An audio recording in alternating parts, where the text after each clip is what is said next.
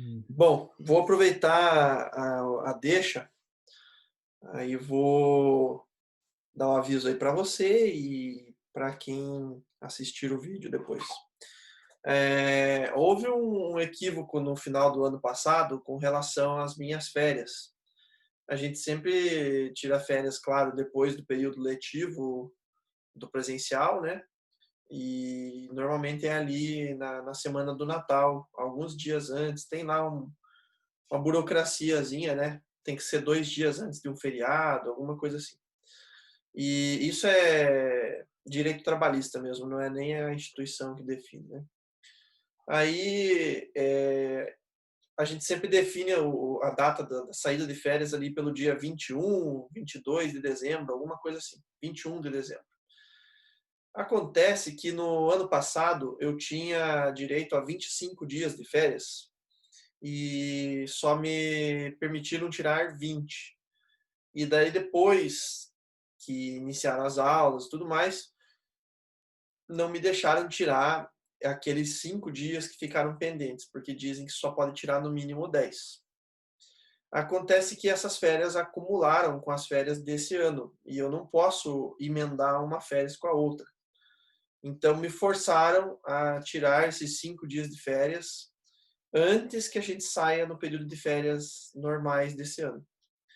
Então, essas férias foram definidas para a semana que vem, não foi uma escolha minha, né. Então o RH definiu que eu tenho que tirar essas férias agora no dia 16, que é na próxima segunda-feira. Então o que que Hum. vai acontecer para vocês, né.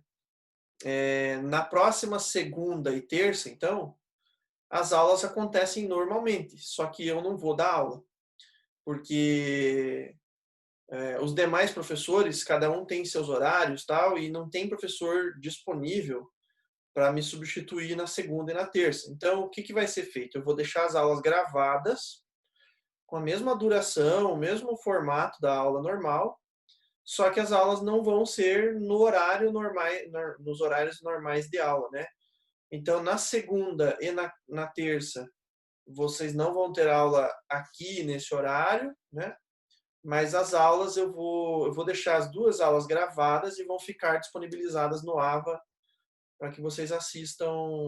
Pode até ser no mesmo horário da aula, ou já que vocês estão, né, estão com esse horário planejado, ou em qualquer horário que vocês preferirem assistir.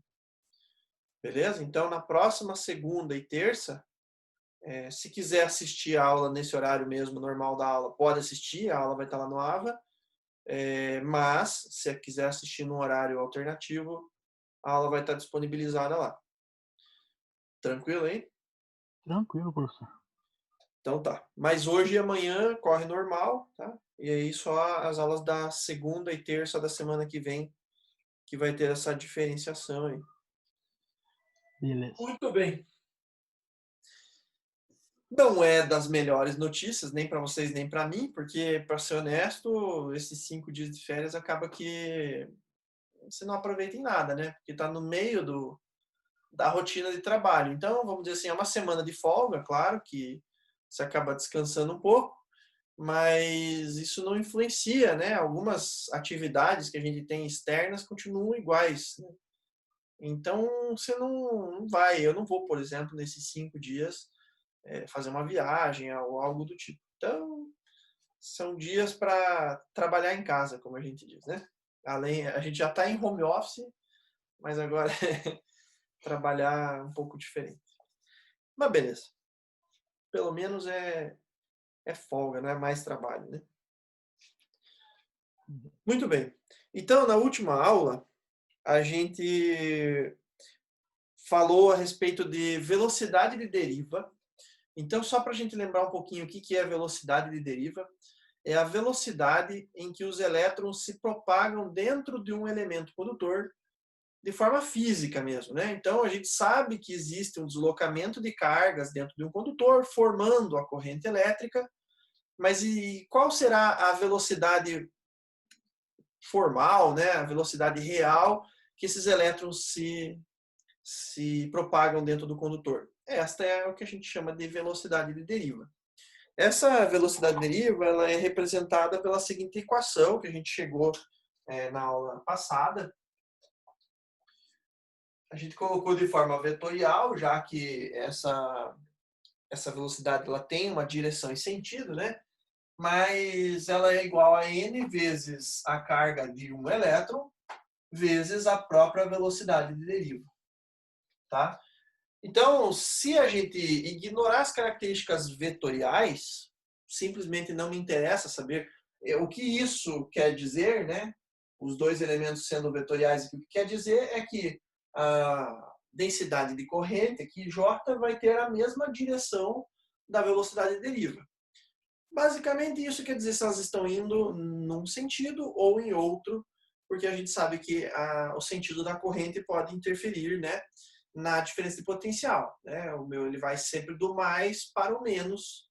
As cargas, então, se deslocam numa determinada direção e sentido. Portanto, se não me interessar, se isso não for relevante para mim, a questão vetorial, em que direção e sentido ele está apontando, então eu posso simplesmente ignorar os vetores e considerar os seus módulos, né, as suas intensidades. Ok, então eu posso dizer que o módulo da densidade de corrente J é igual ao número de cargas, número de elétrons, vezes a própria carga do elétron, vezes a velocidade de deriva. Isso vai dar para mim a relação, né, entre velocidade, número de cargas e a densidade de corrente. Mas me interessa saber, como eu falei, a velocidade de deriva. Então, se eu isolar esta expressãozinha, o que eu vou ter vai ser J dividido por N vezes a carga do elétron. Ponto. Tá? É só isso que eu quero saber. Vamos deixar esta equaçãozinha salva aqui num cantinho para a gente analisar depois. Tá? Então, eu vou colocar aqui ó, que a minha velocidade de deriva é igual a J sobre N E. Tá? Tá bem lá no cantinho já para a gente não mexer nela. Legal. Agora o que a gente vai fazer é usar um exemplo para poder identificar então como seria essa velocidade de deriva. Meu exemplo diz o seguinte, deixa eu pegar outra caneta aqui. Bom, vamos usar essa.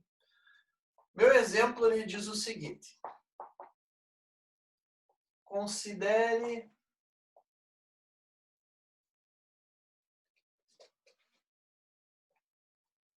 um fio de cobre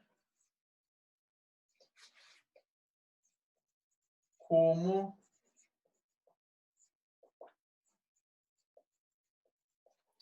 na figura abaixo.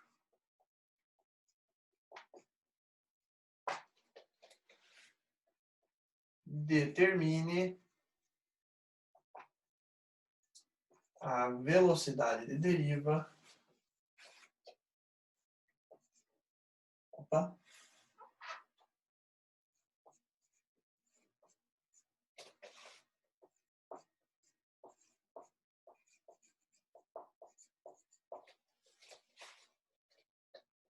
para uma corrente de 4,7 amperes. Tá? Então, o exemplo é isso aí. Considere um fio de cobre, conforme a figura abaixo. Eu vou desenhar aqui agora. Né? Bom, vou até desenhar já. Então, um fio de cobre, um fio cilíndrico, como a gente está acostumado. Né? Imagine que esse fio ele tem uma área de seção reta, uma área de seção transversal. Eu vou considerar uma área que a gente já conhece, que é uma área de 1,5 milímetro quadrado. É um fio de dimensões comerciais, que a gente já está acostumado, né? E ele fala, então, que por este fio passa uma corrente de 4,7 amperes. Então, vou colocar aqui que está sendo percorrido esse fio por 4,7 amperes. Né? Muito bem. Então, como é que eu preciso, como é que eu vou calcular a velocidade de deriva, que está aqui, se ela depende da densidade de corrente, número de cargas e a carga do elétron. Bom, dessas informações que a gente precisa, a única que é tabelada, assim, conhecida, é a carga do elétron. Né? A carga do elétron é 1,6 vezes 10 a menos 19 coulomb. Né? Então, essa é uma carga, é um valor já pré-definido, né? E a gente só precisa saber essa informação. Mas, por exemplo, número de cargas. Como é que eu vou saber quanto de cargas está atravessando esse condutor aqui? É uma informação difícil de prever. Mas existe uma técnica, tá? Que é a gente definir uma quantidade de cargas que podem ter numa certa quantidade de volume, tá? Então, na física e na química, especialmente na química, é bastante utilizado o termo mol, né? O termo mol. O mol ele pode ser muito útil para a gente, porque o mol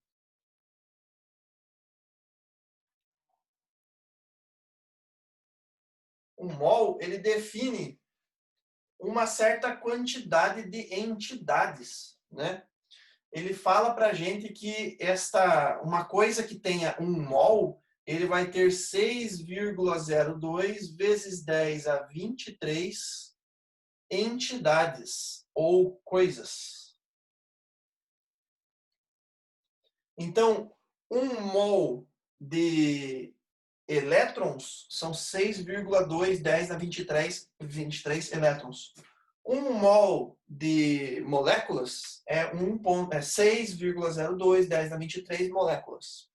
Ou seja, dependendo da grandeza que eu for analisar, do objeto que eu for analisar, um mol daquilo vai ser 6, 10 a 23 coisas, entidades. Tá?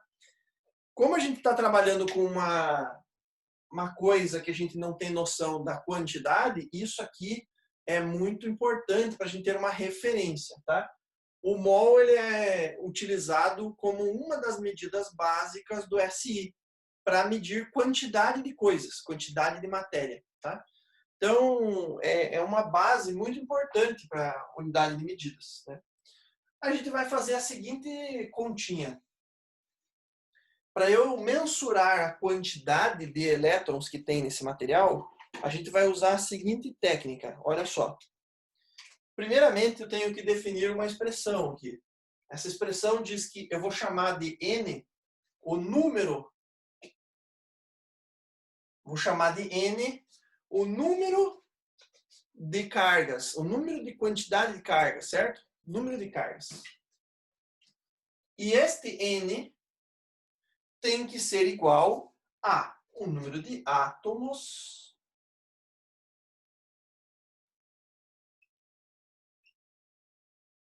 por um determinado volume.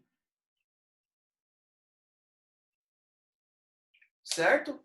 Então, se eu tenho X átomos num determinado metro cúbico, numa unidade de volume, eu tenho N número de elétrons. Mas por que isso? Bom, aí a gente precisa lembrar de como é a estrutura molecular do cobre, porque este é um fio de cobre. O material que está inserido aqui é o cobre. Então, olha só, eu vou compartilhar a tela aqui rapidinho para a gente ver a estrutura molecular do cobre. Então, tá aí, ó. Deixa eu puxar ele mais para cá. Então, ó, tá conseguindo ver aí, né, Guilherme? Assim, professor. Então, veja só. Lembra que a gente falou várias vezes daquela distribuição eletrônica, né? Então, a gente tem aqui, ó, a primeira camada. Deixa eu colocar aqui o texto. Então, eu tenho a primeira camada aqui, ó, é a camada K, certo? Esta primeira camada tem 2 elétrons. Depois, nós temos a camada... Opa! K, aqui, L. Esta é a segunda camada, L. Tá? Depois nós temos a terceira camada, M.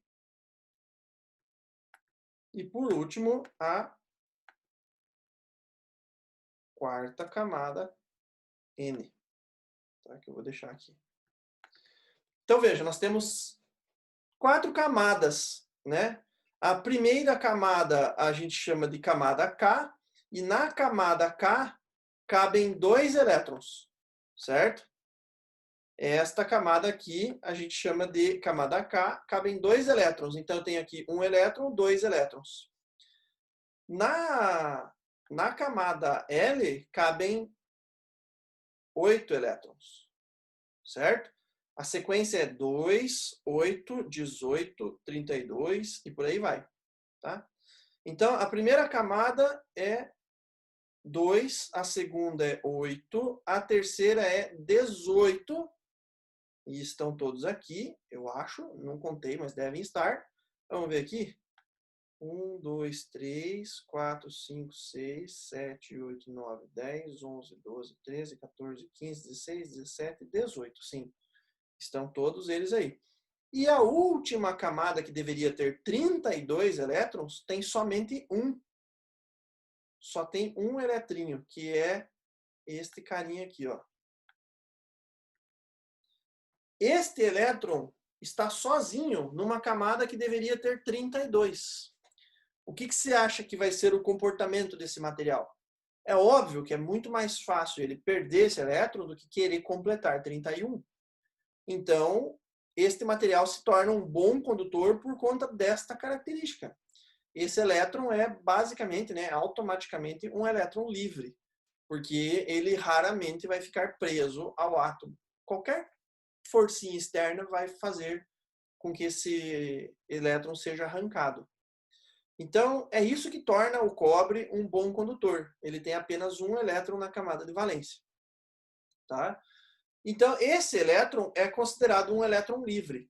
E para cada átomo de cobre, a gente conta um elétron. Então, voltando agora para o quadro, a gente tem isso aqui como condição.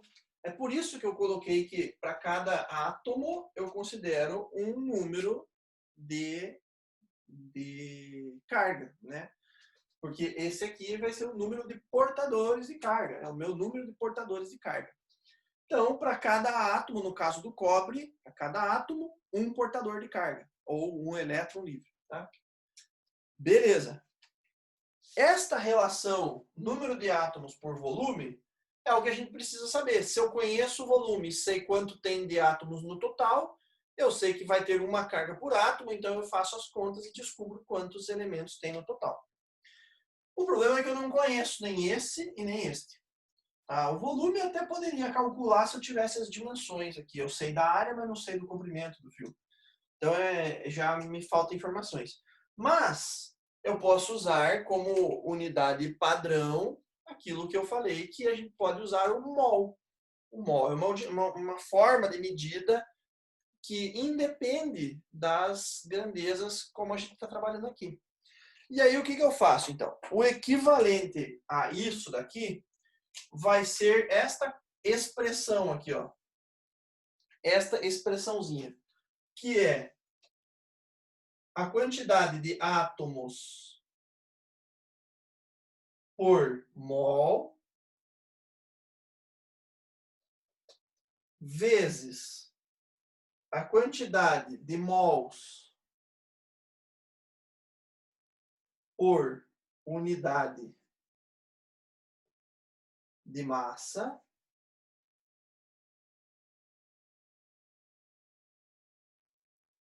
vezes a massa dividido por unidade de volume. Olha só.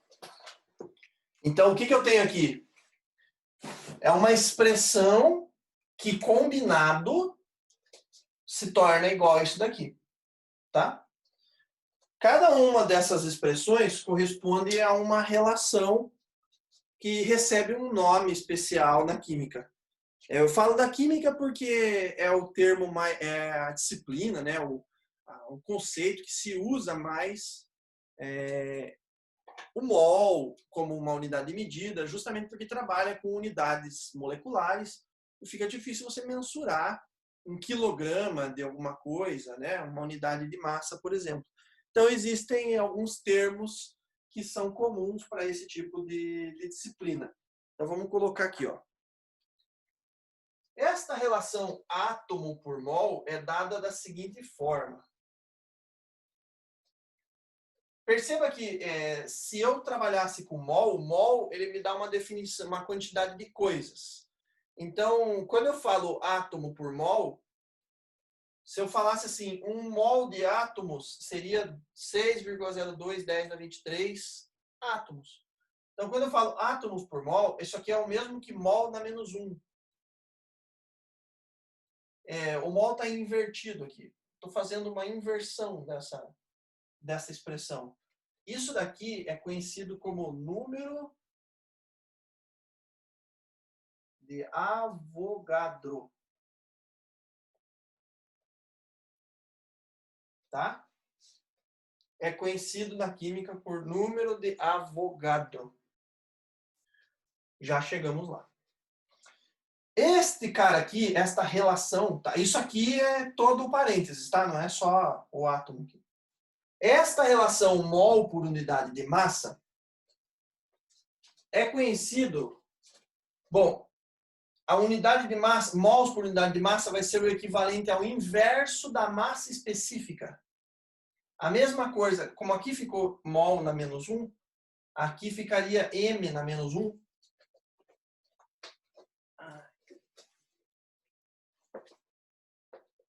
Só pegar aqui o negócio aqui. Caiu o meu... Aqui. Então, aqui ficaria m na menos 1, que é a mesma coisa que 1 sobre m. Esse m a gente chama de massa molar.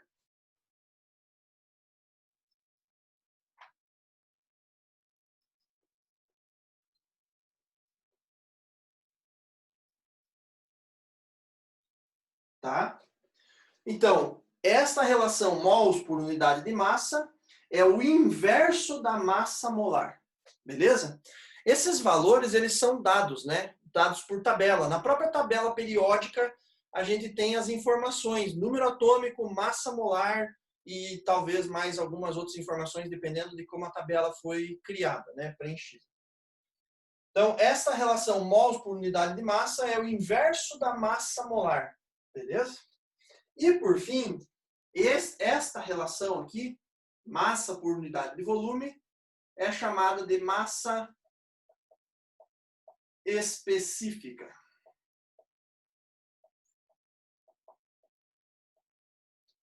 Certo? Ela é representada pela letrinha Rho. Muito bem.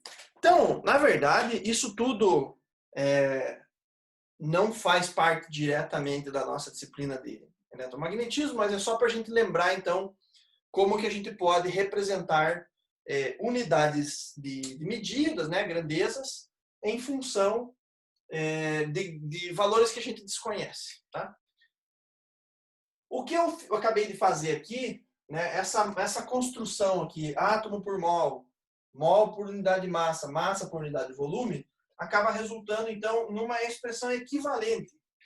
Então, eu posso dizer que N, como uma equivalência dessa expressão aqui, vai aparecer este número aqui, que eu vou dizer que ele é o número de Avogadro, é uma simplificação, tá? Vezes este número aqui, que daí aparece no denominador. Note que ele é 1 sobre N. Então, ele vai aparecer aqui embaixo no denominador. Tá? M é a massa molar. E aqui é a massa específica, que eu chamei de Rho. Tanto este cara quanto este cara é uma característica do material. A massa específica e a massa molar são dados por tabela, né, através em função do tipo do material que está sendo utilizado. Como a gente está fazendo para o cobre, então eu teria que procurar em tabelas qual é o valor da massa específica e qual é o valor da massa molar do cobre. E é isso que a gente vai fazer agora. Eu só não vou pesquisar na internet aqui porque não tem necessidade, né? Então eu já trouxe esses valores para vocês. Eu vou apagar essa parte daqui agora.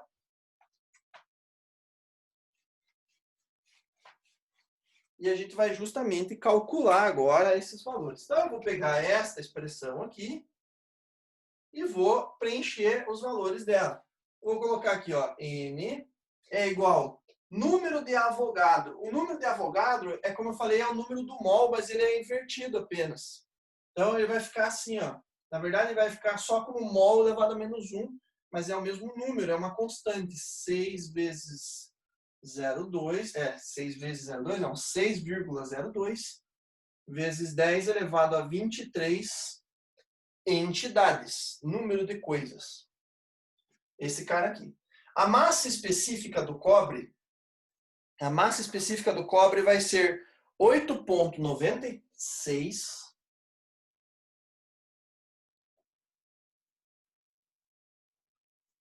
10 na terceira, tá? Eu vou colocar aqui em cima as unidades, tá? Então esse cara aqui, ó, seria mol na menos 1. Este cara aqui, a massa específica é quilograma por metro cúbico, tá? E ele fica dividido pela massa molar. A massa molar é 63,54, 10 na menos 3. Eu estou olhando aqui no meu caderno, é óbvio que eu não vou decorar esse tipo de informação, são dados tabelados, então não faz sentido a gente ficar gastando tempo memorizando esse tipo de informação, a não ser que seja uma aplicação constante na nossa vida, né?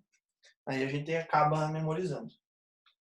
Muito bem, o resultado desta conta vai me determinar o número de cargas, o número de unidade de cargas de elétrons disponíveis neste material aqui, tá? Neste material.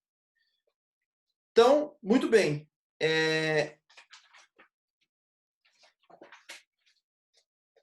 E aí eu tenho o seguinte número. Aqui, ó.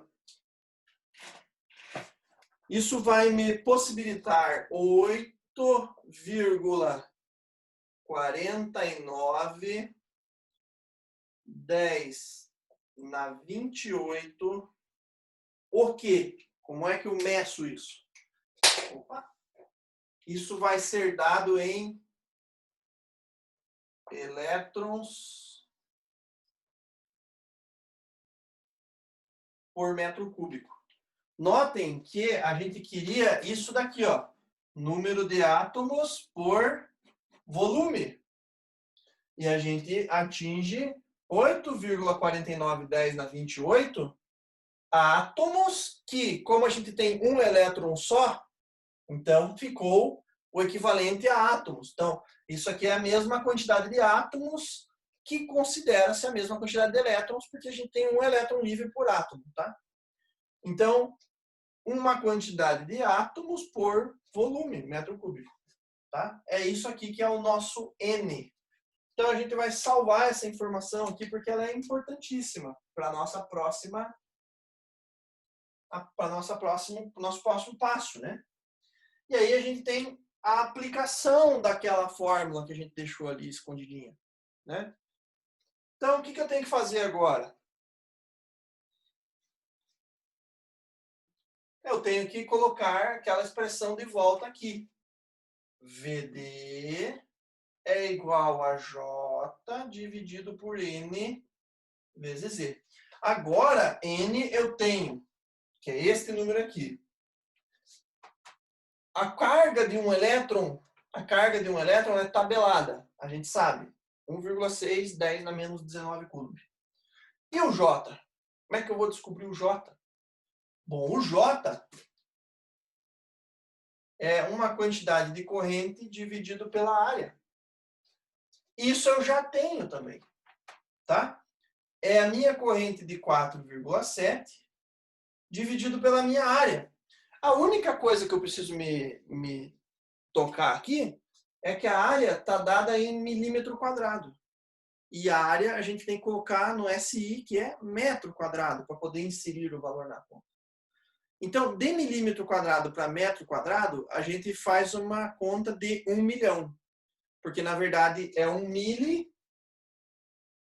O que é 1 mili, né? Mili, veja bem, eu estou falando mili vezes metro, né? Milímetro é milimetros. Beleza? Se eu falo de milímetro quadrado, então o que eu estou fazendo?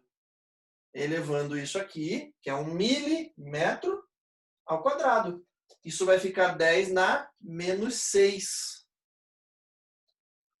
Então, quando eu faço de milímetro quadrado para metro quadrado, eu tenho que multiplicar por 10 na menos 6. Então, o que isso significa, né? Uma área, vamos colocar agora aqui direitinho. Milímetro quadrado para metro quadrado. Então, uma área de 1 milímetro quadrado é 1 vezes 10 na menos 6 metro quadrado. 1,5 milímetro quadrado é 1,5, 10 na menos 6 metros quadrados. Beleza? Entendido isso? Então, a gente vai aplicar essa áreazinha aqui. Aqui é 1,5, 10 na menos 6. Agora sim, em metro quadrado. Vamos fazer essa conta aqui, ver quanto dá? Vamos lá. 4,7 dividido por 1,5, 10 na menos 6. Isso vai dar 3,13 micro. 3,13, 10 na menos 6. Opa, desculpa. O 10 na menos 6, ele vira positivo, né? Está no denominador. Aqui ele fica 10 à sexta. Então é mega, não é micro. Densidade de corrente, 3,133, 10 na 6. Então aqui, ó, 3,13, 10 na sexta. Vou apagar essa parte aqui agora só para liberar o espaço. E divido por aquilo que eu já tenho. Este cara aqui, 8,49, 10 na 28, vezes a carga de um elétron. É aproximadamente, né, 1,6, 10 na menos 19. Tá? Fazendo as devidas simplificações, né? Esse com esse vão somar, né? E aí depois o que sobrar aqui opera com o de cima, resultando o seguinte valor.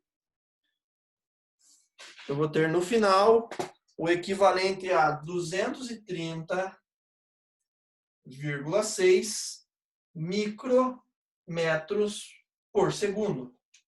Tá? Fazendo a conversão de metros por segundo para quilômetro por hora, já que é o nosso padrão mais usual,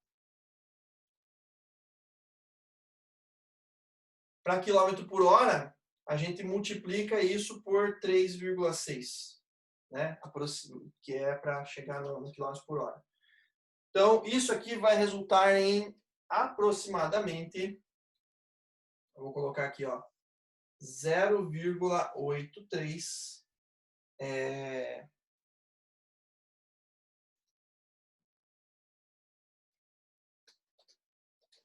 Calma aí.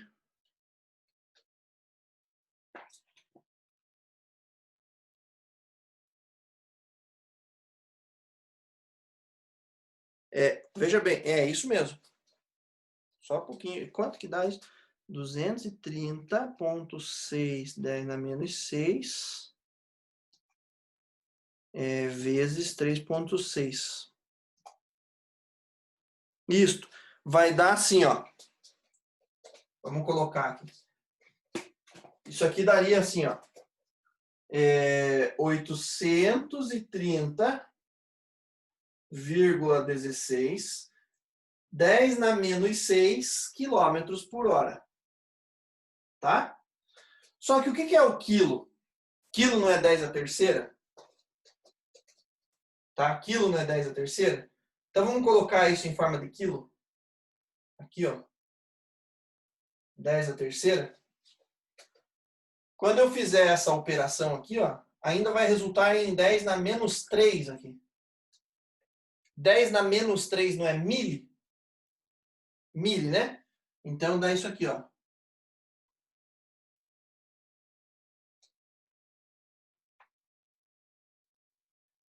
Mili. 830 milímetros por hora. Ou, se quisesse colocar em centímetros, seria 0,8 centímetros, alguma coisa. O que a gente pode deduzir disso, já que na nossa última aula a gente falou, né, cogitamos a possibilidade de mensurar a velocidade com que os elétrons trafegam no fio, isso daqui ficou muito evidente, né? Deixa eu colocar a resposta padrão agora aqui, né? 830 milímetros por hora. Essa é a resposta final, ou esta, né? Tanto faz, tá? Micrometros por segundo ou 830 milímetros por hora. Então, veja. Olha como é lento o troço. O elétron, ele está dentro do material, se deslocando de forma aleatória e muito mais rápido do que isso. Só que o que significa a velocidade de deriva? Significa uma movimentação de cargas que vão no mesmo sentido. Então, o que você tem que imaginar ali dentro? Você tem que imaginar que existem esta quantidade de elétrons, 8, 10 na 28 elétrons, se movimentando de forma aleatória, caótica, para todas as direções. Mas quando você observa uma massa toda, você vê aquela massa se deslocando numa determinada direção. Então você vê aqueles elétrons todos agitados ali dentro, cada um indo para um lado, e todo mundo meio aleatório, fazendo troca entre os átomos. E no final das contas, se você tira um zoom de fora, você consegue ver aquela massa toda se deslocando numa certa direção. E ela vai se deslocar com esta velocidade.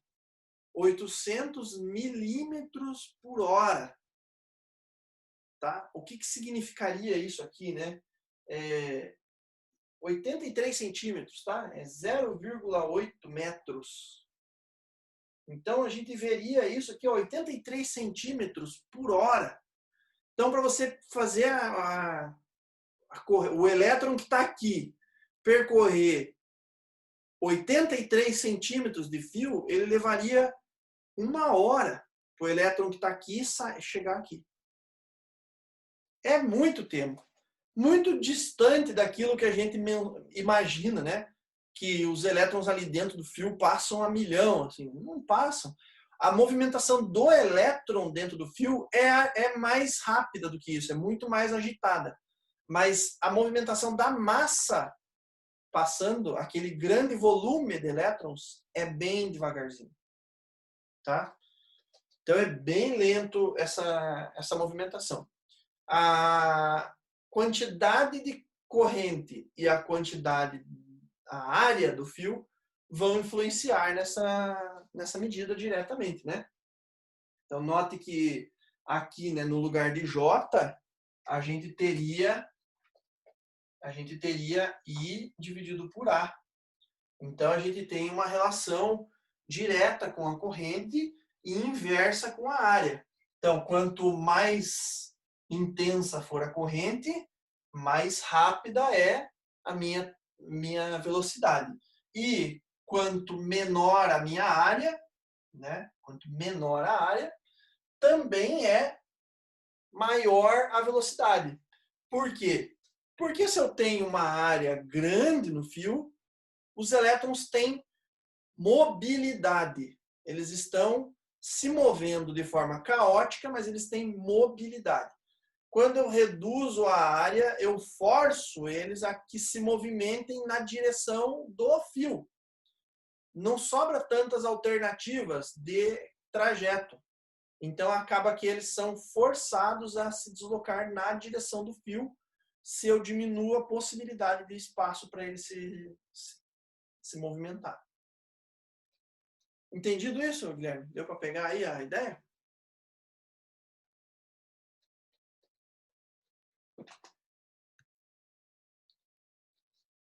Bom, então, a relação que a gente tem com velocidade de deriva é essa, né? Bem distante daquilo que é senso comum. Esse é o tipo de pergunta que quando a gente faz para qualquer pessoa, para qualquer leigo, ou mesmo para quem é iniciante na área de elétrica, você pergunta para ele qual é a velocidade de movimento do elétron no fio, ele vai dizer que é altíssima, é normal. Não, é muito rápido, ele se desloca muito rapidamente. Mais ou menos. Se nós estivéssemos vendo um elétron individual, pode ser que a movimentação dele fosse super rápida, mas olhando num todo, é bem devagar.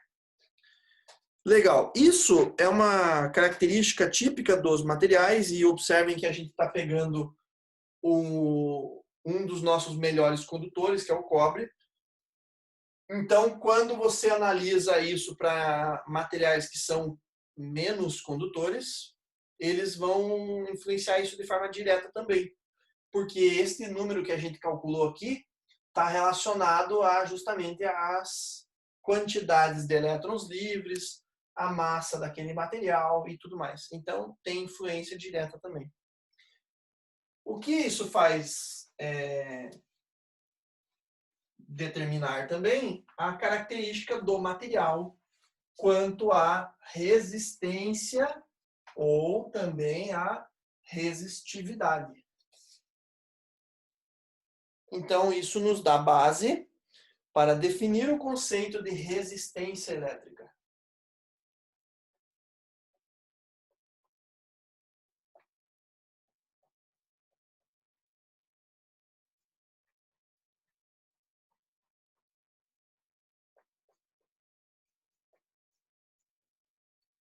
Então, já definimos tensão, já definimos corrente, carga, força, campo elétrico, diversas grandezas. Agora é a vez da resistência elétrica. Qual que é a ideia da resistência? A resistência é justamente o quanto um determinado material se opõe à passagem da corrente elétrica. A gente viu, então, que quando eu tenho limitações de dimensões no fio, né, a espessura do fio, o comprimento do fio, isso interfere na mobilidade dos elétrons. E aí, quanto mais apertadinhos esses elétrons estiverem, mais difícil será a mobilidade deles, o que vai gerar resistência para a passagem da corrente. E isso gera, então, o conceito de resistência. Na eletricidade, a gente já conhece muito bem, a resistência é determinada pela divisão entre a tensão, né, diferença de potencial, e a corrente elétrica. Já sabemos disso. A unidade de tensão é dada em volt, unidade de corrente é dada em ampere, e 1 volt por ampere é a definição de 1 ohm, que é a unidade, então, de resistência elétrica. Isso vocês já sabem bastante, porque não é a primeira vez que estão vendo, né? E a gente parte do princípio da resistência para entender o conceito da resistividade, né? Então, a gente parte para a resistividade.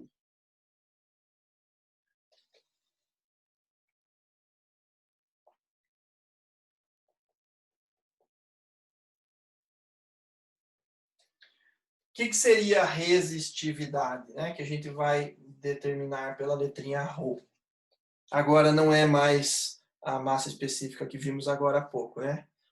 O ρ lá era dado pela química, agora é o ρ elétrico, né?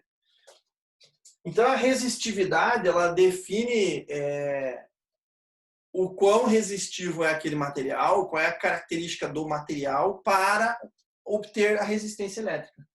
Resistência elétrica é um valor em função de um material pré-definido ou a forma como ele está se comportando em um determinado circuito elétrico. Nada de condutores que a gente conheça, de ordem prática, vão ter resistência nula ou resistividade nula. Esses materiais, se forem reais, de nível prático, todos eles apresentarão uma certa resistência. Idealmente, quando a gente desenha circuitos e analisa alguns circuitos, a gente parte do princípio que as ligações, né, os fios que a gente utiliza, não têm resistência, porém, na prática, eles têm, né? E aí, como que a gente pode mensurar a resistividade? Bom, a resistividade ela parte da seguinte análise, né? A gente parte por exemplo, de um determinado condutor cilíndrico, né? A gente parte de um determinado condutor cilíndrico que possua uma areazinha que a gente vai chamar de A, e aqui a gente vai conectar a ele uma diferença de potencial. Então, eu vou colocar aqui um potencial que eu vou chamar de VB, um potencial que eu vou chamar de VA. Esses potenciais, obviamente, não são iguais, são diferentes. Existe uma diferença de potencial. Então, tem tensão aplicada aqui. Eu também estou adotando a convenção de que o B é maior do que A. Então, o meu potencial B corresponde a um potencial mais positivo. E o A, um potencial menos positivo, que pode ser negativo ou não, né?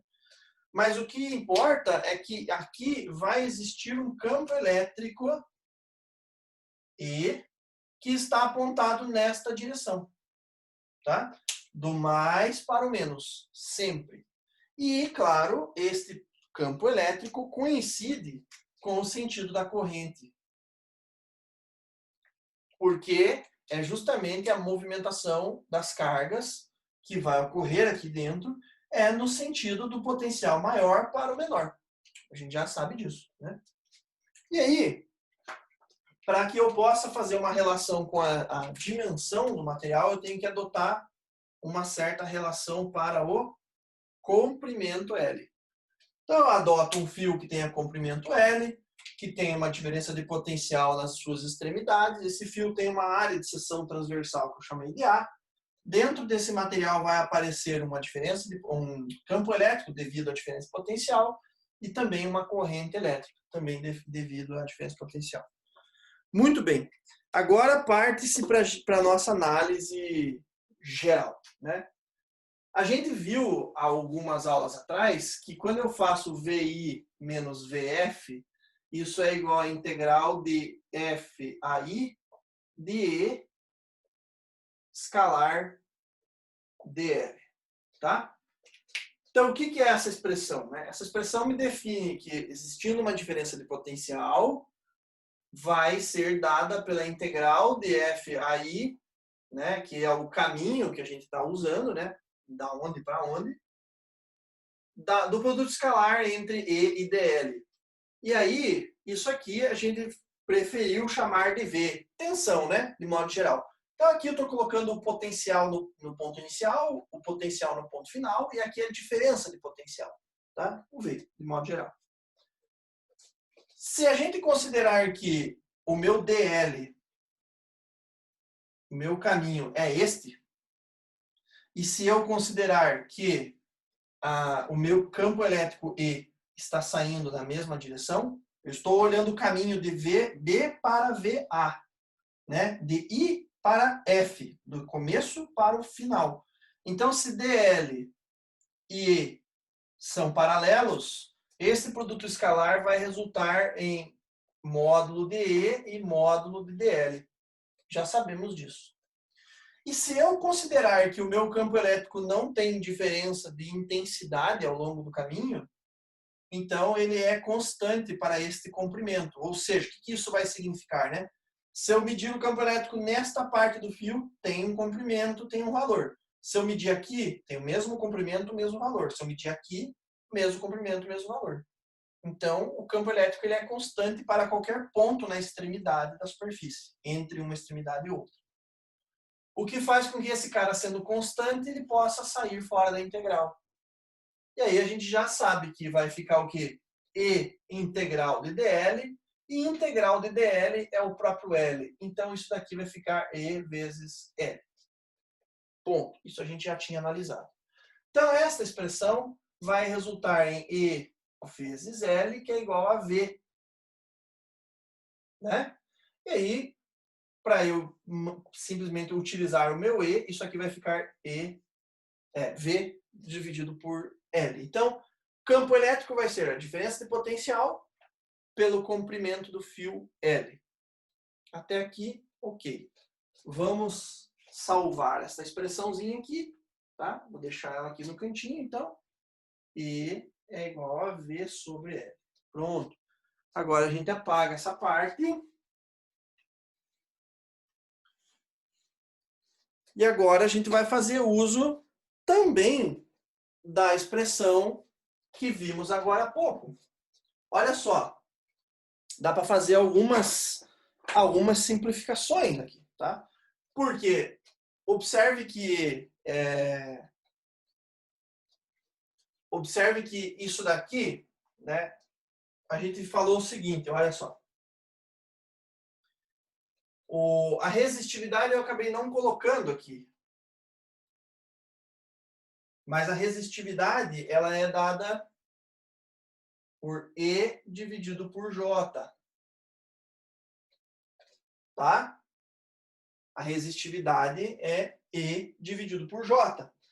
E aí, a gente faz a seguinte situação aqui. A gente iguala as coisas, né? Eu vou simplesmente separar o E, que vai ficar J vezes a resistividade ρ, né? E eu igualo isso aqui, ó.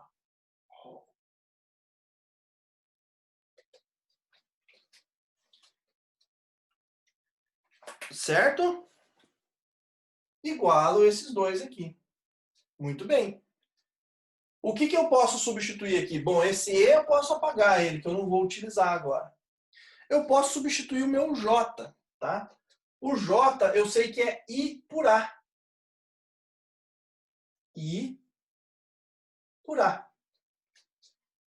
Então, o que vai ficar a resistividade de forma isolada? Eu tenho que passar esse cara para cá, ó, dividindo. Então, ele vai ficar assim, ó. I por A. E aí, claro, eu multiplico isso pela inversa, como a gente já sabe. Isso daqui vai ficar assim, ó. Ele vai ficar aqui, né? Vai inverter. Então, ele vai ficar aqui em cima. V sobre L multiplicado por A dividido por I. Certo? Se eu simplesmente reorganizar essa expressão, porque não tem nenhum problema, são duas frações, né? Este multiplica esse multiplica esse, eu posso simplesmente substituir, né? Trocar de lugar. Eu posso colocar o I aqui e colocar o L aqui. Nada impede, tudo a mesma coisa, né? Só que esta expressão aqui tem um valor especial para nós. A gente já sabe o que é V por I. V por I é R.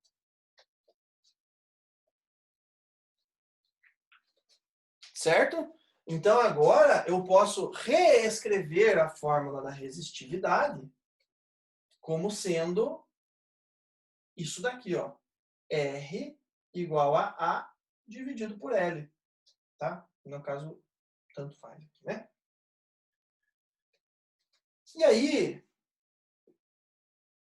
o que seria cada coisa aqui, né? R é a resistência, A é a área de seção transversal, L é o comprimento do fio e ρ é a resistividade elétrica. A forma mais comum de encontrar isso daqui não é deste jeito. E sim, claro, aqui sim, porque nós estamos evidenciando a resistividade. Mas a forma mais comum disso é esta variação aqui. quando a gente deixa o R em evidência. E aí fica Rho vezes o L, que passa para cá multiplicando, dividido por esse A. Né? Então, essas duas expressões são bastante comuns na elétrica, mas principalmente esta, porque geralmente o que é mais interessante, que a gente quer conhecer, é a resistência de um fio. A resistência de um fio vai ser dada pela resistividade do material vezes o seu comprimento dividido pela área de seção transversal. Beleza? Então, estas são as principais grandezas que a gente trabalha. Bom, a resistividade, justamente como é uma quantidade de resistência por uma unidade de área dividido por comprimento, vamos ver como que fica isso. Olha só, se eu colocar isso em forma de dimensões, que a gente chama de expressão dimensional, a resistividade, então, ela vai ser dada por R é resistência, é em ohm. Área é metro quadrado. Dividido por comprimento, que é metro. Então, este cara corta com este cara, e aí a resistividade, então, fica ohm vezes metro. Certo? O que dá bastante noção do que essa grandeza quer dizer. A cada metro de uma determinada de um comprimento de fio, a cada, justamente dimensão do elemento que eu estou analisando, eu aumento em 1 ohm. Então é 1 ohm para cada metro. Beleza? Essa é a relação que a gente tem. Ohm metro, ohm vezes metro. Muito bem. Fora a resistividade, o seu irmão gêmeo é a condutividade. Né? A condutividade é exatamente o inverso. Tá? Eu vou colocar aqui do ladinho só, que a unidade é ohm metro. Então, como eu falei, a terceira grandeza mais comum para nós da elétrica é a condutividade. Condutividade. A condutividade a gente representa, bom, aí pode ser diferente de acordo com o texto, o livro, texto que se estiver usando. Pode ser utilizada a letra tal, né? Ou pode ser utilizado a própria letra S estilizada, assim, tá? Porém, a letra S costuma ser resguardada para representar a unidade, que a unidade é Siemens, tá? Mas é uma forma que também é possível de se expressar. A condutividade, que a gente vai chamar de tal aqui, ela vai ser justamente o inverso da resistividade. Tá? O que não tem muito segredo, é exatamente isso. Tá? E a unidade de medida disso é Siemens. Tá? A unidade é Siemens. Ou também, de forma menos popular, né? É o ohm metro a menos 1, no caso, né?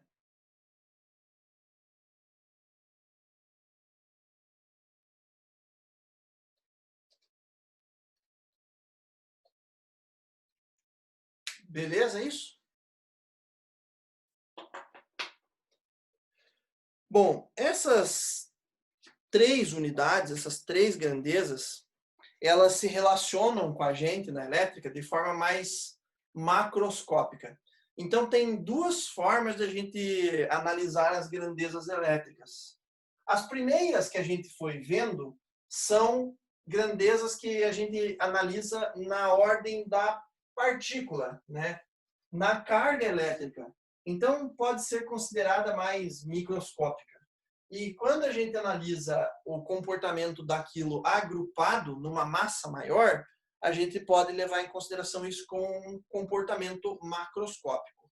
Então, eu gosto de colocar essas grandezas da seguinte forma. A gente tem grandezas macroscópicas.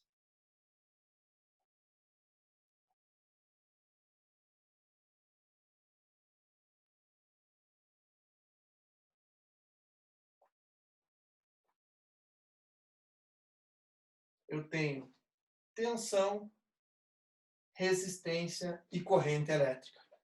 Estes são os, né, o básico do básico, lei de Ohm para nós. E aí nós temos as grandezas correspondentes, só que na ordem microscópica, quando a gente observa lá na carga elétrica.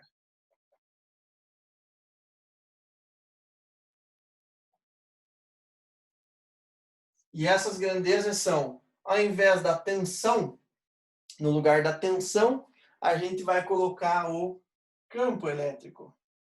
No lugar da resistência, a gente vai colocar a resistividade. E no lugar da corrente, nós temos a densidade de corrente.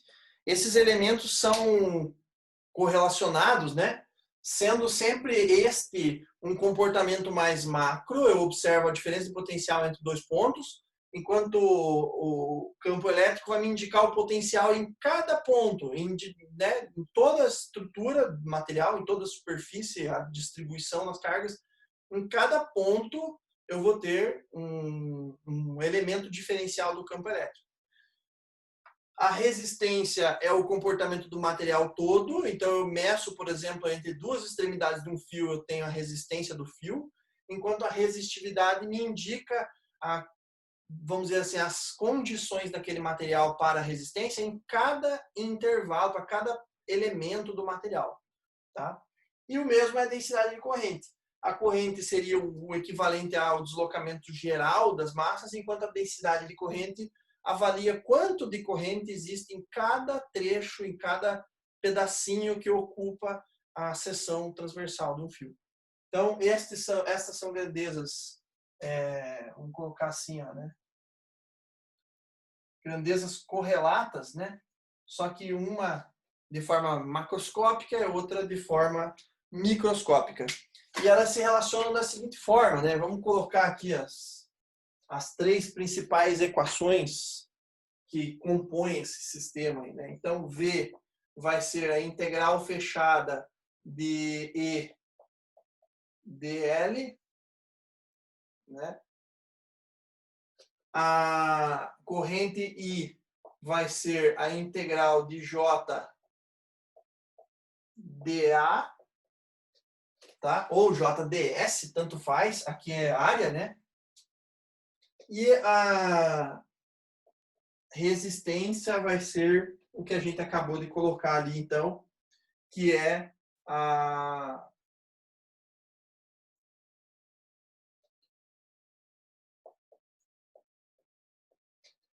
justamente o comprimento, né? Eu coloquei agora aqui de forma mais genérica, né? Mas vai ser o comprimento dividido pela área, né? Essa área, se ela for uma área constante, ela sai daqui como vou colocar aqui, né? Resistência é igual a ρ vezes L dividido por A. Então, se este A é um valor constante, ele sai daqui e aparece aqui embaixo, né? E se ele for variável em função de um determinado, é porque depende do tipo do material. A gente estava falando ali de um elemento cilíndrico. Então, a área tem uma circunferência. Se nós estivéssemos falando de um condutor esférico, a área poderia depender do raio, por exemplo. E o comprimento dl de um ponto ao outro numa circunferência, numa esfera, também pode depender do raio. Então, esses dois elementos aqui podem ser dependentes de um raio. Imagina o seguinte, ó, ao invés de um fio, eu estou analisando uma esfera condutora, né? Uma esfera aqui, ó. E aí eu falo o seguinte, ó, eu quero sair deste ponto até este ponto aqui e quero analisar, né, a corrente, a resistência desse intervalo aqui. Então, esse comprimento L depende do raio, porque ele é um segmento de reta, que é dado por 2πr, né? A gente já sabe disso. É um pedaço de uma circunferência, no caso 2πr seria a circunferência completa, né?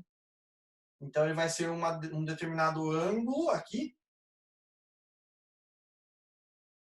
Vai ser um ângulo, né? Daí, nesse caso, não é 2π, é o ângulo θ vezes o r, tá? Coordenadas polares, né? Nesse caso, cilíndricas. Então, esse comprimento vai ser o ângulo θr, né? E se eu quiser falar, por exemplo, da área, né, de uma determinada área, eu também vou depender de r. Né? No caso da esfera, 4πr ao cubo. Então, ou melhor, 4πr ao quadrado. 2πr ao quadrado. 2πr ao quadrado. Tá? Então, isso vai me dar a área da superfície. O que faz com que tanto o comprimento quanto a área dependa de um valor R?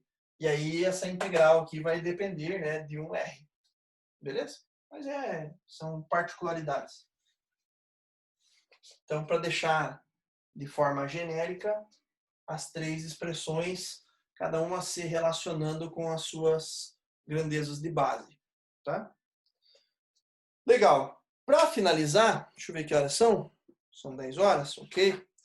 Para finalizar, a gente vai fechar, então, fazendo uma tabelinha relacionando alguns materiais com relação à sua resistividade e, claro, deixar marcado aqui a nossa interpretação da lei de Ohm, né? A primeira lei de Ohm, que define, então, a relação entre VR e I. Então, a gente vai colocar aqui alguns dos nossos principais materiais em função da sua resistividade. Então, aqui, ó, material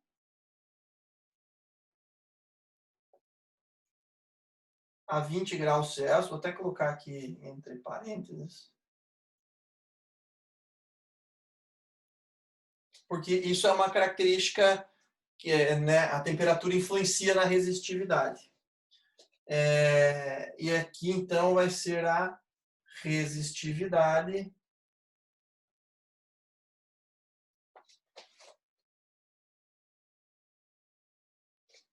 que vai ser dada, então, em Ohm vezes metro, né? E aí, vamos colocar, então, os materiais aqui. Prata, cobre,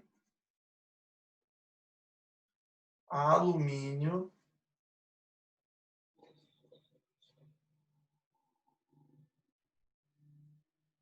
silício,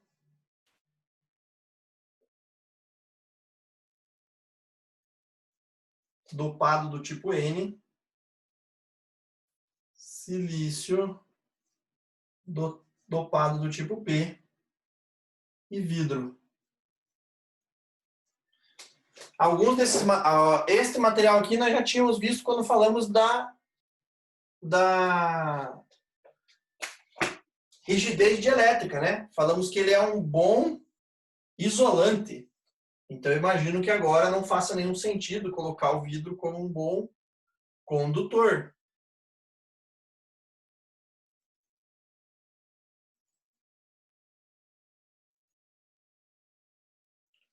Então, vamos analisar esses materiais aqui, né? A resistividade da prata, ela é 1,6210 na menos 8 Ohm metro.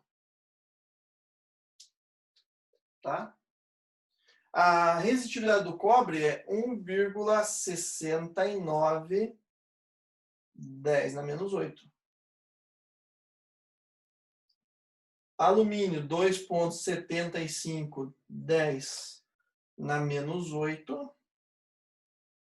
Silício, 8,710 na menos 4. 2,810 na menos 3.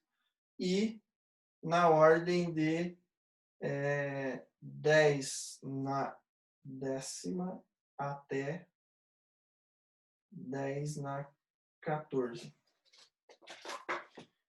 Então, observem que o material é bom condutor quando ele for menos resistivo. Quanto mais resistivo, pior condutor ele é, né? Então, no ranking em geral, a prata e o cobre ficam ali pau a pau como melhores condutores. E é por questões óbvias que a gente usa o cobre, né? Porque a prata é fisicamente pior de trabalhar, tá? E o cobre é mais barato, né? Não tem nem o que falar a respeito disso. Quando eu falo que a prata é pior de trabalhar, em que sentido isso significa? Nós precisamos do cobre para fazer basicamente 2 tipos de material. Um deles é placas e o outro é fios. Os fios são cilíndricos. Então ele é amassado, né? Vem uma barra mais espessa de cobre que vai passando em prensas que vão gradativamente esmagando o material, esmagando, até que ele sai numa determinada extremidade do processo na linha de produção por um fio fininho. Então eu pego um material mais grosso, ele vai espremendo, daí o que ele sai aqui é um pouquinho mais fino, passa por uma outra, passa e vai fazendo uma espécie de funil, e o material é forçado a ser expelido lá. Claro que ele é aquecido no processo para deixar ele mais fácil de manipular, né? E aí, então, ele sai do outro lado um fio mais fino. Esta característica de pegar um material e tornar ele em fios, ele é limitado, né? Por quê? Porque chega numa hora que o fio é tão fininho que você rompe ele com o menor do esforço possível, né? Encostou, rompeu o filamento. Esse seria o limite para o que a gente considera um fio plausível assim, de ser utilizado, tá? Essa característica de tornar um material em fios chama-se ductibilidade, né? Material dúctil é um material que é bom para fazer fios, tá? E quando a gente pega um determinado material e passa ele em rolos, né? Eu coloco o material numa linha assim, ó, e aqui tem um rolo. E esse material ele é amassado. E aí, de novo, ele é amassado, ele vai sair lâminas, chapas, certo? Essa característica de pegar um material e transformar em chapas se chama maleabilidade. Tá? A característica de um material maleável é aquele que permite formar placas, lâminas. Tá? Quanto mais fina for a lâmina, porém contínua, né, vai determinar o quão maleável é aquele material. Nos metais tradicionais nossos, né, tirando ligas, mas materiais da tabela periódica, o material mais dúctil e maleável do planeta é o ouro, né? Mas o ouro, ele não é o melhor condutor. Ele está aqui na ordem de terceiro e quarto de grandeza. Ele estaria aqui perto do alumínio. Então, a gente só usa o ouro em casos em que você precisa de fios extremamente finos e os demais materiais não conseguiriam formar aquele fio, pois senão ele se romperia. Então, a gente usa o ouro em alguns casos como chips de microcontroladores e algumas lâminas extremamente finas que são necessárias para fazer a condução.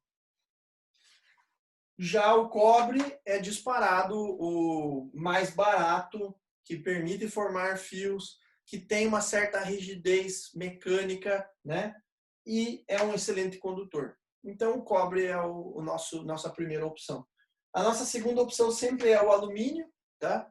Só que o alumínio ele tem como vantagens ter menor peso, né? Ele é mais leve e ele tem uma rigidez mecânica mais ou menos equivalente ao cobre. O cobre ainda é melhor em rigidez mecânica do que o alumínio, mas eles estão ali meio que parelhos. A principal vantagem do alumínio é o peso, né? Então, para condutores de longas distâncias, como a gente já viu em linhas de transmissão, por exemplo, prefere-se o alumínio, tá? porque seria a principal relação aí é peso, tá? E o alumínio também é mais barato, então compensa com relação ao preço também, né? Então, o alumínio é uma das primeiras opções quando se pensa em linhas de maior distância, né? Muito bem. E aí nós temos uma última relação a ser estudada em função desses materiais, que é como eles se comportam em um circuito elétrico. Como a gente viu, então, utilizando a resistividade, é possível determinar a resistência de um material em função do seu comprimento e da área de seção do fio. A gente sabe que a lei de Ohm, mais conhecida, é V igual a R vezes I. Isso aqui, para vocês, já está, né, mais do que conhecido, não tem absolutamente nada de novo. Talvez o que vocês vão enxergar agora de novo é o comportamento desta resistência, que a gente vai chamar de carga, né? Então, na eletricidade, nós temos comportamentos diferentes em função da resistência. E foi por isso que eu fiz questão de colocar o silício aqui do tipo N e do tipo P. Porque esses dois elementos aqui, eles não são condutores. Eu coloquei dois exemplos de condutores, cobre, aliás, três, né? Prata, cobre e alumínio, condutores. Coloquei semicondutores e coloquei um isolante. E aí a gente vê que o isolante tem uma resistividade altíssima, não conduz eletricidade, né? Muito difícil. Estes dois caras aqui estão com a resistividade intermediária, metade praticamente dos condutores. Todos os condutores estavam na ordem de 10 a menos 8. O silício está na ordem de 10 a menos 4 e 10 a menos 3. O que isso significa, né? Significa que tanto o silício do tipo N quanto o silício do tipo P, né, que foram dopados, eles precisam de um empurrãozinho para conduzir corrente. Então, a gente tem dois tipos de efeitos de resistência. A gente vai chamar isso de cargas lineares e cargas, né? Carga linear, deixa eu deixar aqui igual, né? Carga linear, comportamento resistivo. Vamos colocar aqui, ó.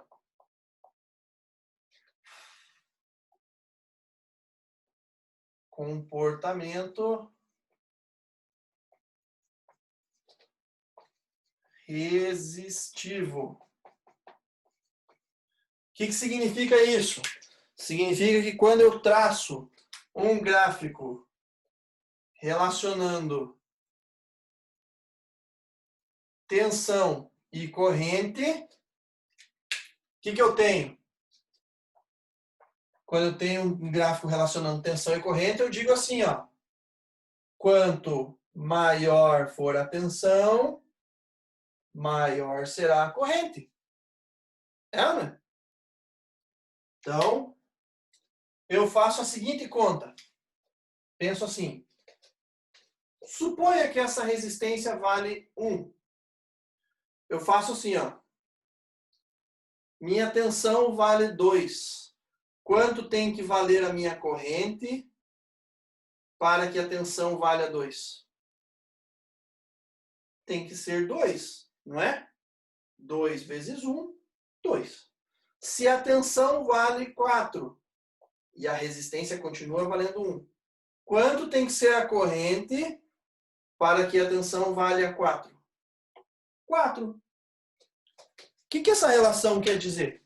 Quer dizer que a tensão e a corrente são diretamente proporcionais. E a resistência, desde que não mude, ela vai fazer com que exista uma igualdade entre corrente e tensão. Quando eu venho aqui para o gráfico e traço esses valores que eu acabei de dizer, 2, 2, 4, 4, Se eu colocar os pontos aqui, o que eu tenho? Eu tenho uma reta. Eu tenho uma reta que cruza exatamente no centro e relaciona de forma proporcional qualquer valor de tensão e corrente. Isto é um comportamento de uma carga linear.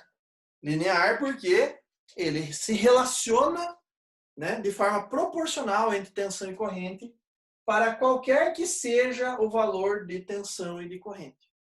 Seja para positivo, seja para negativo. Beleza? Entendido isso? Agora, qual que é o comportamento que a gente chama de não linear?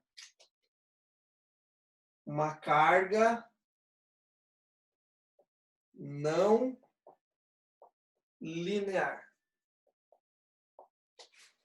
Uma carga não linear não vai ser um comportamento resistivo. Ele vai ter, por exemplo, um comportamento de diodo, tá? Então eu vou colocar aqui, ó, comportamento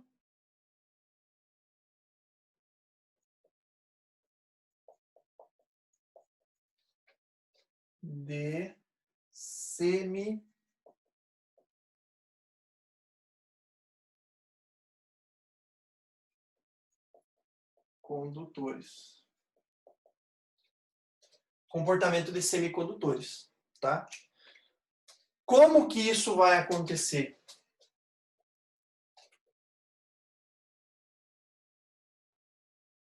Quando eu for fazer o gráfico tensão versus corrente para um semicondutor, vocês já estudaram eletrônica analógica.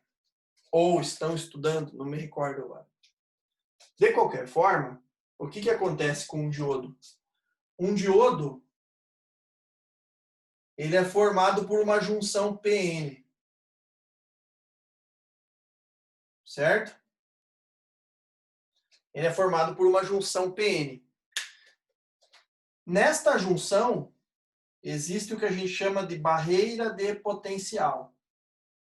É uma espécie de área, uma região, onde o material ficou eletricamente neutro ao juntar uma placa, um grupo, né? Um bloco de cargas negativas. Aqui eu tinha um bloco de cargas negativas e aqui eu tinha um bloco de cargas positivas. Quando eu juntei esses dois blocos, as cargas que eram mais positivas do lado de cá e as cargas negativas do lado de cá se combinaram. A gente chama esse processo de recombinação. E aí gerou um buraco aqui no meio, tá? Gerando uma diferença de potencial. Por quê? Porque restaram cargas positivas na extremidade de cá e restaram cargas negativas na extremidade de cá. Só que o gap que ficou aqui no meio é tão grande que elas não conseguem atravessar, porque esse meio aqui ficou neutro. Então virou um material isolante ali no meio, virou um dielétrico. E aí, para que eu consiga fazer essas cargas se comunicarem de volta, eu preciso aplicar uma tensão. Eu preciso aplicar uma tensão. Quando eu aplico uma tensão, eu coloco mais cargas positivas aqui, então eu preencho esse espaço aqui de cargas positivas e coloco mais negativas aqui. Eu preencho isso aqui, eu deixo tão forte essa atração que elas conseguem romper o dielétrico. E aí, uma vez que ela rompe o dielétrico, a movimentação de cargas não para mais. É assim que funciona um diodo. Mas para isso eu preciso colocar uma tensão que faça romper esse elemento dielétrico que está aqui no meio. E essa tensão, ela varia de acordo com o material do qual é feito esse bloco.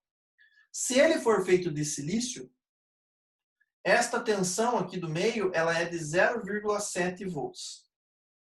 Tá? Se for de germânio, por exemplo, é 0,3 volts. Tá? E o que isso aqui influencia? Influencia que quando eu colocar uma tensão de 0,2, 0,3, 0,4, a corrente que circula no sistema é nula, porque ele ainda não rompeu o dielétrico. Então, olha aqui graficamente. E é claro que agora eu vou dar uma exagerada. Aqui eu coloquei tipo 2 volts, 4 volts. Eu vou colocar valores menores, tá? Então agora imagina que eu coloquei aqui, ó, 0,2 volts. A corrente, ao invés de ser 0,2 amperes, como é aqui, não vai ser. Vai ser 0. Aí eu coloco mais. Eu coloco... Tá, eu vou precisar inverter para ficar igual aos gráficos que vocês costumam ver nos livros. Que é o contrário. É aqui a tensão, aqui a corrente, tá? Então deixa eu corrigir aqui. Então aqui, ó, coloquei 0,2 volts.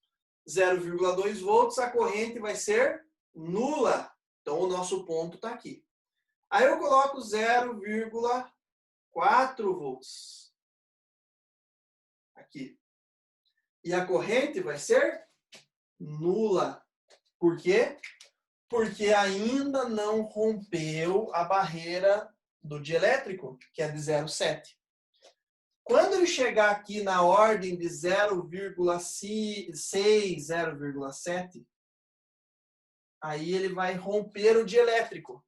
E é quando começa a aparecer os primeiros valores de corrente.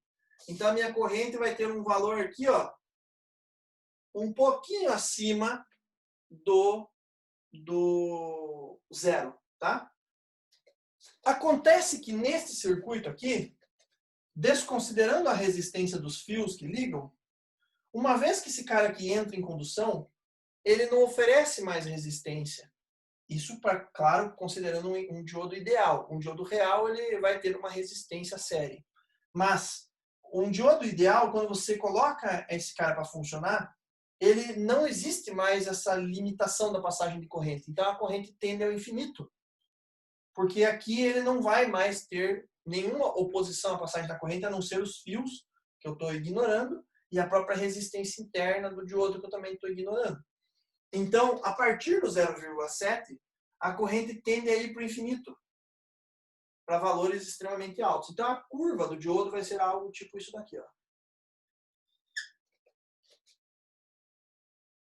Olha como é diferente o comportamento de um resistor para o comportamento de um semicondutor. Ele não apresentava corrente até um determinado valor de tensão e, de repente, quando ele libera, ele vai para o beleléu. Tá? O mesmo ocorre no sentido negativo. Só que o diodo, ele suporta uma tensão contrária muito grande. Dependendo de alguns modelos, pode chegar na faixa de 2.000, 4.000, 5.000 volts, dependendo do modelo. Então, o contrário aqui, ó, se eu colocar uma tensão agora, que a gente chama de tensão reversa,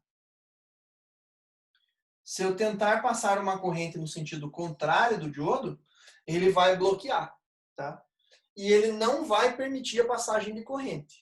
Só que chega num valor que a tensão é tão elevada que ele não suporta e ele também rompe esse cara aqui. Só que daí você danificou o diodo, tá? Ele foi pro saco, ele queimou. Então, o que vai acontecer? Ele vai suportar uma corrente, uma tensão negativa até um certo valor. Depois ele se rompe e a corrente tende para o infinito também, só que negativo, né? No sentido contrário.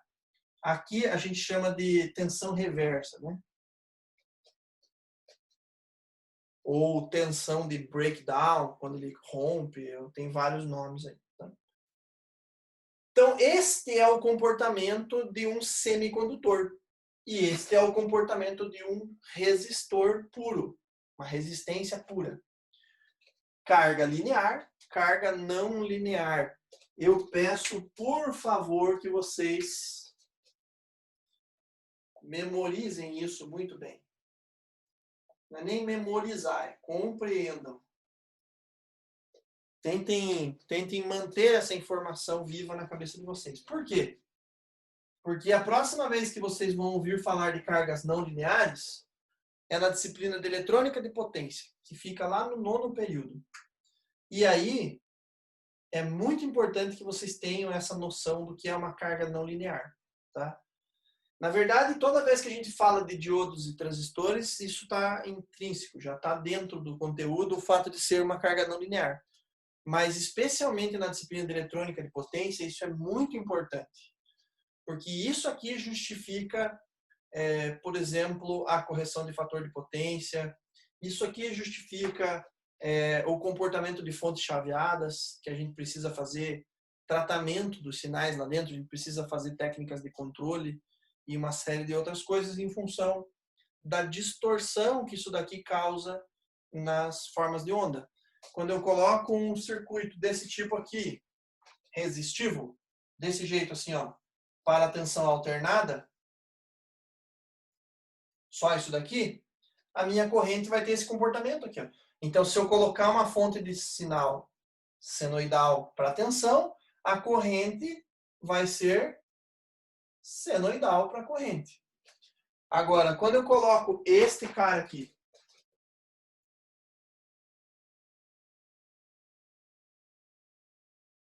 no meu circuito, se eu colocar uma tensão senoidal na entrada, a minha corrente vai ser do tipo pulsada, tá? E aí é claro, tá? Aqui eu estou considerando um circuito com característica resistiva. E aqui eu estou considerando um circuito com característica de uma carga não linear. Não significa que se eu colocar somente um diodo na rede, isso vai acontecer. É um circuito com característica de carga não linear, tá? Isso aqui, por exemplo, seria uma fonte linear, dessas que é apenas uma ponte de diodos e um filtro capacitivo, tá? Um circuito equivalente a esse aqui, ó, por exemplo. Ó, vou colocar aqui para vocês. Sabe aquela ponte de diodos que a gente faz? Assim, ó.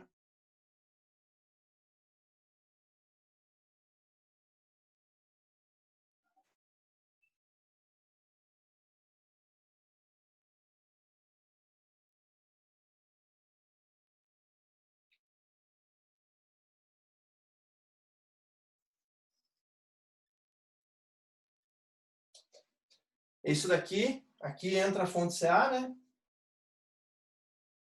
E aqui sai o nosso circuito resistivo. Nosso filtro capacitivo. Pronto, e aqui está a nossa tensão de saída da fonte. Isso daqui, esse tipo de circuito, causa esse tipo de coisa.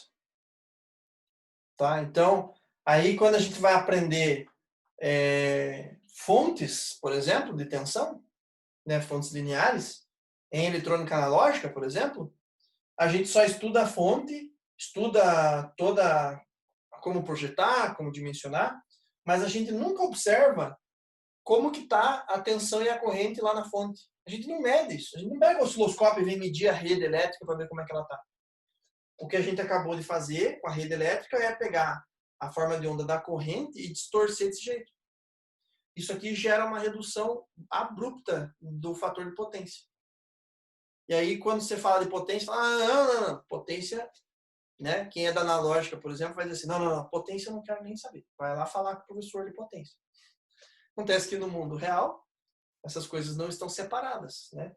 Então, isso aqui e isso aqui tem que ser vistos simultaneamente. Então, o que acontece? A gente se preocupa com isso quando a gente vai fazer eletrônica de potência, porque aí a gente está preocupado com o fator de potência. Então, a gente substitui essa fonte linear por uma fonte chaveada. E aí a gente faz outros tratamentos para tornar a corrente igual à tensão, sem distorção e em fase. Beleza, muito bem. Então, como eu já havia falado na aula passada, esta aula, com estes últimos conceitos que a gente viu agora, finalizam tudo que a gente tinha que ver de eletrostática, que é o estudo das cargas de modo parada, né, no caso estática, E também cargas em movimentos, eletrostática e eletrodinâmica. O que a gente vai começar a ver a partir da próxima aula, a partir de amanhã, é o que acontece pelo fato de ter movimento dessas cargas. E o principal efeito disso é o efeito do magnetismo. Quando a gente coloca cargas em movimento, produz corrente elétrica, o que acaba acontecendo como consequência é produzir um campo magnético.